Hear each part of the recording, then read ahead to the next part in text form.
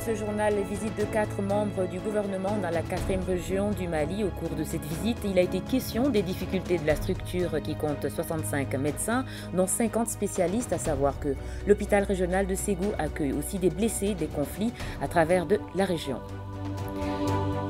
Immersion dans l'univers de la robotique malienne. Ce domaine regorge de génies dans les domaines de la santé, de la sécurité ou encore de la gestion d'entreprise. Mais ce génie pourrait s'éteindre si une vraie politique d'accompagnement n'est pas mise en place pour les jeunes start-up. Abdoulaye Sako nous en parle dans ce journal. Bonjour à tous et bienvenue dans ce 13h. 4 membres du gouvernement étaient en visite à l'hôpital régional de Ségou, à savoir le ministre de l'administration territoriale, de la décentralisation, de la sécurité et de la protection civile, de la réconciliation, de la santé et du développement social. Le ministre de la Santé et ses collègues sont allés encourager les agents de l'hôpital Nianakoro-Fomba à persévérer dans l'effort pour la santé des populations. Au cours de cette visite, il a aussi été question des difficultés de la structure qui compte 65 médecins dont 50 spécialistes. Il faut aussi savoir que l'hôpital régional de Ségou accueille des blessés des conflits à travers la région. Idrissa Keita et Bassi Traoré. Après le forum de Nyono, les 4 membres du gouvernement se sont rendus à l'hôpital Nianakoro-Fomba de Ségou pour constater de visu les conditions de travail des agents qui sont appelés à accueillir des blessés des conflits. Cette visite a concerné les services d'accueil des urgences, le laboratoire, les centres de traitement épidémiologie de l'hôpital Nianakoro-Fomba de Ségou. Nous savons que l'hôpital régional a eu à prendre en charge ces blessés. Nous n'avons pas commencé par là parce que déjà avant de venir, on savait que tous les blessés ont été guéris et sont rentrés. Donc nous félicitons l'hôpital par rapport à ça. Mais néanmoins, de retour, nous sommes venus nous enquérir davantage de leurs conditions de travail. Et Dieu merci, nous avons vu, nous sommes satisfaits. Le ministre de la Santé a aussi rencontré le personnel, rencontre au cours de laquelle le directeur général de l'hôpital Nianakoro-Fomba, Moussa Koulibaly, a évoqué quelques préoccupations liées à l'insuffisance de personnel et d'équipement. Le ministre s'est dit attentif à ces doléances avant de rappeler les efforts consentis par les plus hautes autorités. Le personnel et l'équipement, il faut reconnaître que beaucoup d'efforts ont été faits. Il y avait moins d'une dizaine d'années, il n'y avait pas de traumatologue. Aujourd'hui, ils ont 3 traumatologues. Et qui c'est l'axe Ségou-Bamako avec les accidentés que nous connaissons nous tous. Et si déjà il y a des traumatologues à l'hôpital de Ségou, et il y a une radiologie, et en plus il y a un scanner fonctionnel de haute qualité, ils ont des générateurs pour faire la dialyse. Donc ça c'est un grand ouf pour la population de Ségou. Le ministre de la Santé a exhorté les agents de l'hôpital régional de Ségou à poursuivre les efforts dans le cadre de l'offre de soins de qualité à la population. Dr Sibi a en fait encouragé l'administration à privilégier le dialogue pour faire face au grogne social. Une vingtaine de femmes journalistes venues de toutes les régions du Mali ont pris part à un atelier de formation sur leurs droits et les techniques de protection liées à leur métier. C'est une initiative de la Maison de la Presse à travers l'UNESCO. Cet atelier pour renforcer leurs capacités afin de promouvoir et de faire respecter leurs droits. Nous restons toujours avec Idrissa Keita. Les femmes journalistes sont particulièrement exposées aux risques de violence et de marginalisation dans leurs services. Parmi ces violences, on peut citer des situations de harcèlement qui nuisent à leur épanouissement et rentabilité en tant que journalistes. L'UNESCO et la Maison de la Presse du Mali veulent réduire, voire mettre fin à ces cas de violence à travers le projet Promotion de la sécurité des femmes journalistes. Pendant ces 2 jours, nous avons eu à échanger sur la démocratie et la liberté d'expression comme instrument de protection des journalistes, les risques professionnels des journalistes, les particularités pour les femmes journalistes en matière de droits et sécurité. Un sondage effectué auprès de 597 femmes journalistes a révélé que plus de 2 personnes sur 3 avaient déclaré avoir été sous menace de harcèlement. Lorsque les attaques sont lancées à l'endroit des journalistes, parce qu'elles sont femmes, nous devons comprendre que ce sont les droits des femmes qui sont piétinés. À l'issue de cette formation, la vingtaine de participantes ont formulé plusieurs recommandations dont la femme doit se protéger elle-même d'abord. Également, utiliser les textes fondamentaux qui sont là. Ces recommandations serviront de guide pour les journalistes femmes pour donner des conseils dans le cadre de la prévention et de la protection des femmes journalistes. L'association Finatao du Séno, autrement dit les héritiers de la culture de la zone exondée du centre du pays, a animé ce samedi une conférence de presse afin d'informer l'opinion publique sur la situation sécuritaire du centre du pays en général et du cas du village de Libé dans la commune rurale de Baye, cercle de Bancasse en particulier. Un reportage de Brahima Koné. À travers cette conférence de presse, l'association Finatawa Séno, c'est-à-dire les héritiers de la culture de la zone exondée du centre du pays, veut jouer pleinement sa partition dans la recherche de la paix. Nous souhaitons une collaboration franche pour qu'on puisse vraiment se donner la main à ce que la paix revienne, la sécurité revienne dans nos localités. Et cela ne peut se faire sans les populations civiles. L'association Finatawa Séno a exprimé son soutien aux forces armées maliennes qui accomplissent leur mission régalienne. Toutefois, elle leur a demandé plus de collaboration avec les populations locales pour mieux lutter contre le terrorisme. La jeunesse a organisé cette conférence de presse pour attirer l'attention du gouvernement et de toute l'opinion nationale et internationale que nous les aidons à lutter contre le terrorisme.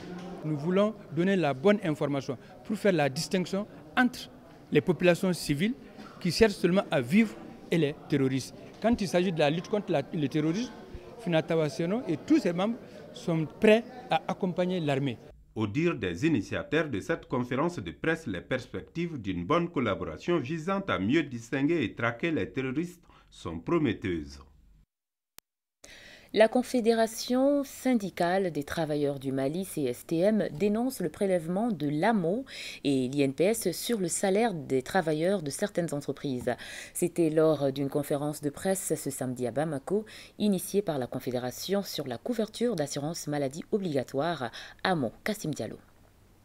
L'arrêt du prélèvement de l'AMO et l'INPS sur les salaires des travailleurs de certaines entreprises ainsi que les remboursements du montant prélevé en 2020 sont entre autres exigences de la Confédération syndicale des travailleurs du Mali, CSTM, au cours de cette conférence de presse. Il se trouve aujourd'hui qu'il y a une remise en cause effectivement des droits acquis par les travailleurs de certaines sociétés par rapport à l'assurance maladie obligatoire. Donc aujourd'hui, les zones gestionnaires déléguées qui gèrent effectivement le secteur privé, qui est l'INPS, est en train d'harceler ces travailleurs pour les faire revenir dans l'AMO, alors qu'ils ont déjà des dispositifs sanitaires qui prennent en compte effectivement tous leurs besoins, que ce soit en termes d'évacuation, que ce soit en termes de prise en charge dans les hôpitaux, dans les cliniques les mieux équipées, tant en personnel qu'en équipement. Donc aujourd'hui, vouloir les ramener dans les gérants de l'AMO constitue une dégradation effectivement de leurs conditions de prise en charge, ce qui est effectivement contraire aux conventions 87 et 90 de l'OIT par rapport à leur acquis. La CSTM entend privilégier les dialogues avec les structures concernées afin de trouver une issue favorable à la situation. Nous ne sommes pas contre l'AMO, mais ce sont les pratiques aujourd'hui pour faire adhérer les travailleurs à cette assurance que nous décrions. Cette conférence de presse sera suivie d'autres actions si les revendications ne sont pas satisfaites, selon les syndicalistes. La tribune Jeunes pour le droit au Mali, Trijeune Mali, vient de tenir une conférence débat à l'ISPRIC à Badlabougou. Objectif, créer un espace d'échange et de partage des bonnes pratiques entre les praticiens du droit en vue de propulser une dynamique favorable à l'abandon des mauvaises pratiques qui font obstacle à l'accès à la justice. Pour plus de précisions, écoutons Abdrahman Aïdara, président de la tribune Jeunes pour le droit au Mali, au micro de notre reporter Ousmane Diakité. L'activité qui nous réunit est intitulée Agora du droit. C'est une initiative de la Trijeune financée par National Endowment for Democracy. C'est un espace d'échange et de réflexion autour des problématiques d'accès à la justice et au droit. Nous débattons sur la thématique l'accès à l'information des citoyens dans les juridictions, commissariats et gendarmerie. Donc l'objectif, c'est vraiment d'informer la population sur les obstacles d'information et aussi permettre aux praticiens du droit de s'informer, mais aussi d'informer également la population pour que l'accès à l'information des citoyens puisse être une véritable réalité. Ce qui va être dit concrètement, nous avons un gendarme, un commandant, nous avons également une greffière en chef. Et ces deux personnalités vont parler de leur rôle par rapport à l'information des citoyens dans le cadre de leur travail au niveau du tribunal par exemple et au niveau de la gendarmerie. Sortie de la première promotion du Centre de formation industrielle et commerce du groupe Biasson d'Ambélé. Ils sont 11 femmes et un homme formé en coupe et en couture qui viennent de recevoir leur parchemin accompagné des matériels de couture. La dite promotion est baptisée Mamadou Oumar Sidibé. C'est un reportage de Suleiman Sidibé. La première promotion du Centre de formation industrielle et commerciale du groupe Biasson d'Ambélé vient de voir le jour. Elle est composée de 11 femmes et d'un seul homme qui ont reçu leur diplôme et des matériels de couture après une formation d'apprentissage en coupe et couture de 2018 à 2020. Tous nos ateliers aujourd'hui sont occupés par qui? Des Sénégalais. Et le Sénégal n'a pas plus de chômeurs que le Mali. Et il y a des chômeurs partout. Et nous, aujourd'hui, notre combat, c'est de lutter contre ce chômage-là. Donc nous avons dit, qu'est-ce qui est important aujourd'hui? Qu'est-ce que le Mali veut? C'est de donner de l'emploi à sa jeunesse. Ma présence ici, c'est dans le cadre du partenariat que ma société DA Transit a avec l'école Biasson. Et puis, c'est dans le cadre de la jeunesse, surtout de la cohésion sociale et puis la paix, qu'on se retrouve aujourd'hui. Au représentant de Jésus ici, ce n'est pas le diplôme qui nourrit l'homme. Ce n'est qu'un début, le début du commencement pour la vie professionnelle. Les récipiendaires, par la voix de leur porte-parole, ne cachent pas leur joie. Nous sommes très heureux de recevoir nos diplômes ce soir. Et puis encore, nous remercions nos parents. Plusieurs personnalités, dont le ministre de l'Emploi et de la formation professionnelle, ont pris part à la cérémonie. Bon courage à cette première promotion. L'Église du christianisme céleste du diocèse du Mali, à travers la paroisse Nouvelle-Jérusalem, a procédé à la grande fête de moisson. La fête est dénommée culte d'action de grâce et de vente de charité. Adama Koulibaly.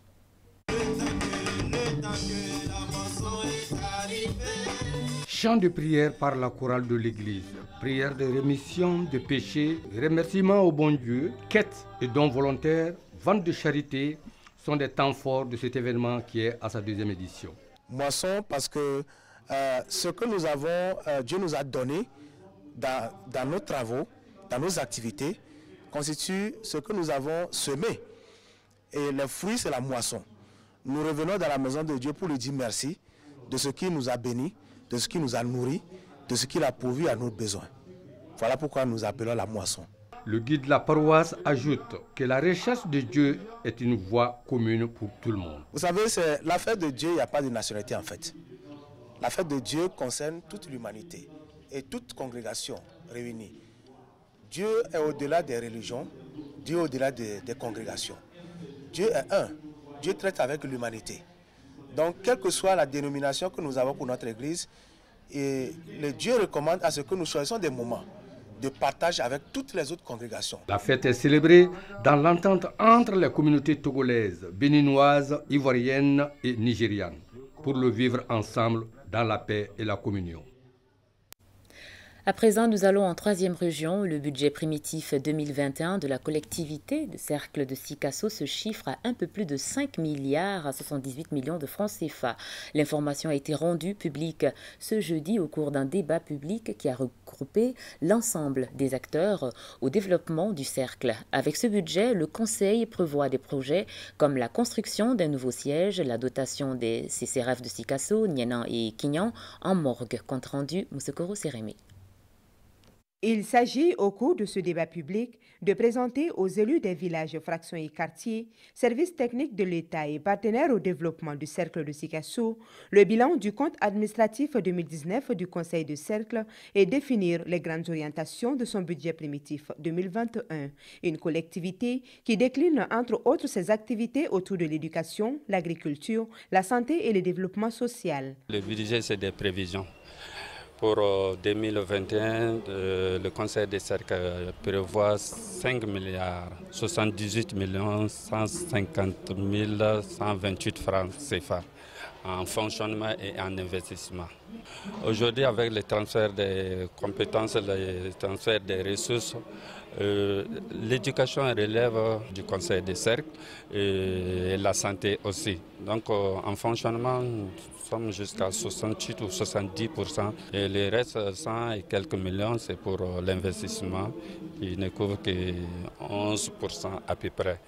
Des efforts fournis certes dans bien de domaines, mais des défis restent encore à relever. On a prévu de construire un nouveau siège pour le conseil des cercles, doter le CCRF de Sikasso en Morco et le CCRF de Niena et de Kinya, qui dit décentralisation aujourd'hui, dit le développement local. À noter que le conseil de cercle de Sikasso compte 42 communes rurales et la commune urbaine de Sikasso.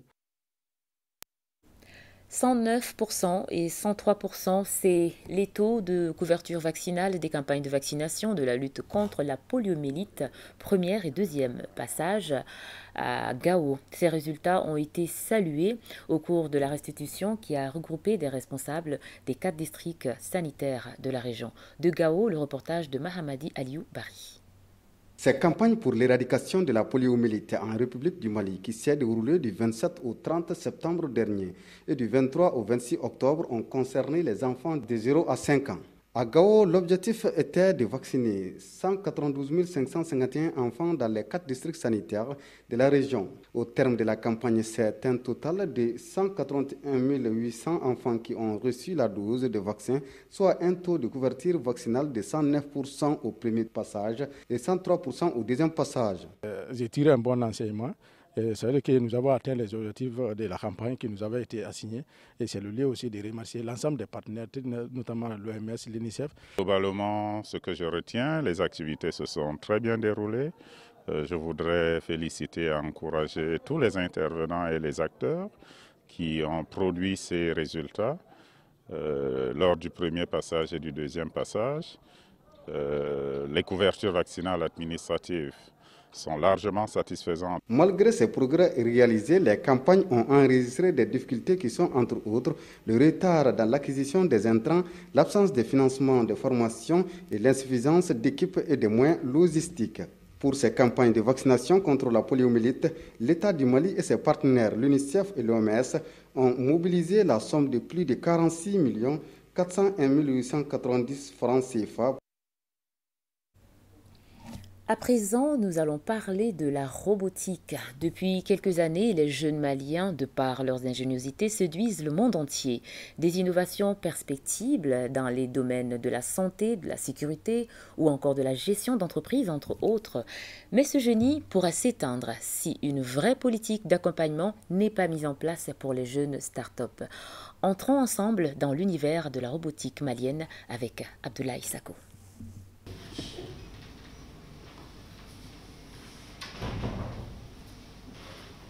En la voyant, Maïmouna Ndiaye a l'air d'un enfant ordinaire.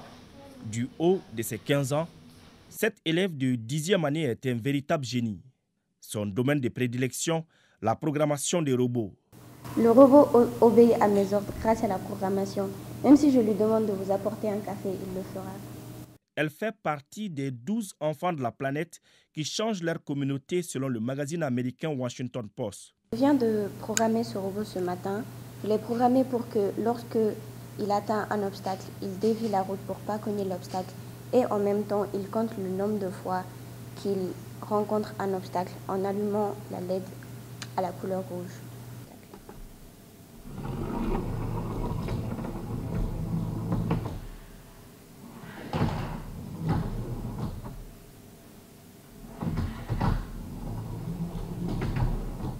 Youssouf Sall et ses amis, tous autodidactes, ont d'ores et déjà soulagé les chefs d'entreprise par leur ingéniosité.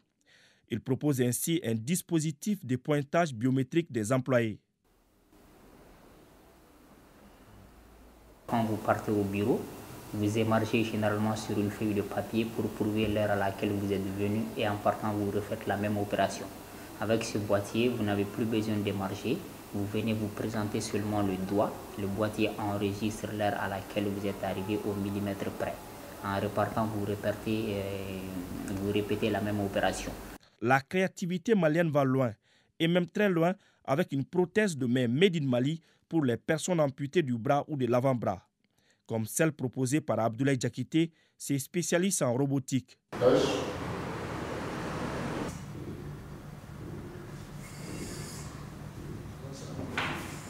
Cette prothèse de main permettra aux patients de soulever des poids de 20 kg maximum, mais aussi de prendre un stylo, de pouvoir prendre une clé de voiture, mais aussi d'avoir différents modes de fonctionnalité. Robot Mali, de son côté, redonne le sourire aux non-voyants à travers une torche qui facilite leur déplacement. Là, je suis proche de l'obstacle. Là, je tourne. Nous avons eu à mettre en place une torche pour les non-voyants, dénommée Yelinkura, qui permet à ces personnes-là, qui sont souvent mises à l'écart, de vaquer à leurs affaires sans l'accompagnement d'une autre personne. Donc cela leur permet d'avoir une mobilité sécurisée et autonome. Les domaines de l'agriculture n'ont pas été oubliés. Agribox est une solution numérique qui utilise un décodeur comme le décodeur Canal+ ou Malivision pour ramener les services numériques directement sur le téléviseur de l'agriculteur, vocalement à langue locale avec ou sans connexion Internet, tel que le marché, à travers un espace de mise en vente des produits agricoles, l'information sur les prévisions météorologiques, le prix des denrées sur le marché et des vidéos en langue locale qui leur expliquent les bonnes pratiques agricoles. Ces jeunes, comme tant d'autres, font partie de l'intelligentsia malienne. Tous veulent réaliser de grands rêves pourvu qu'ils bénéficient d'une politique d'accompagnement. Robo Mali, dans son état actuel, a besoin d'appui financier et aussi d'accompagnement en termes d'équipement et aussi de faciliter la politique au niveau de l'international. L'appel qu'on lance aux autorités, c'est de tout faire. À chaque fois qu'ils ont besoin de produits, de chercher prioritairement si des offres existent au plan national. À chaque fois que des offres existent au plan national, de les privilégier. Ça, ce n'est pas de la charité qu'on demande, c'est seulement de la logique. Nous avons besoin quand même de la mobilisation des politiques, ça il faut le dire. Nous avons aussi besoin de protection contre l'import et l'export. Surtout qu'au Mali, ici, on consomme, on ne fait que consommer. Et tant qu'on ne fait que consommer, le développement sera difficile. La politique d'accompagnement a déjà été amorcée par les autorités en charge de l'économie numérique. Et déjà, le fait de prendre des textes pour encadrer le secteur. Parce qu'un secteur non encadré, c'est difficile de le soutenir. Une fois que les startups vont avoir le label, ceux qui auront le label, c'est ceux qui vont être suivis par l'État. L'accompagnement de ces jeunes est un défi même pour l'État. Ces jeunes ne peuvent pas être laissés de côté, ils le savent. Je suis au département de l'économie numérique, ça fait 5 ans. Et je n'ai pas vu un ministre à qui ces startups-là ont demandé rendez-vous et qui n'ont pas obtenu. Ça dit qu'ils sont une priorité pour le département. Pour permettre aux jeunes d'exploiter davantage leurs talents, le président de l'association Mali Startup propose. Si le Mali prend le chemin d'une startup nation, la nation startup, de faire en sorte que ces jeunes-là, avec une énergie considérable, à chaque jour on voit une nouvelle chose, ces jeunes-là sont capables eux-mêmes de créer les emplois dont le Mali a besoin. Donc, pour avoir une économie florissante, ça permettra de les retenir chez nous, de faire du Made in Mali qui s'exportera en Afrique. Et en ce moment, Maïmouna Ndiaye pourra réaliser son rêve.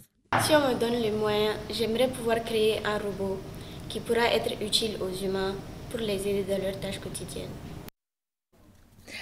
Et voilà, c'est bien dit. Merci Abdoulaye Sako pour ce beau reportage. Merci à tous d'avoir suivi ce journal. Bon appétit et à demain.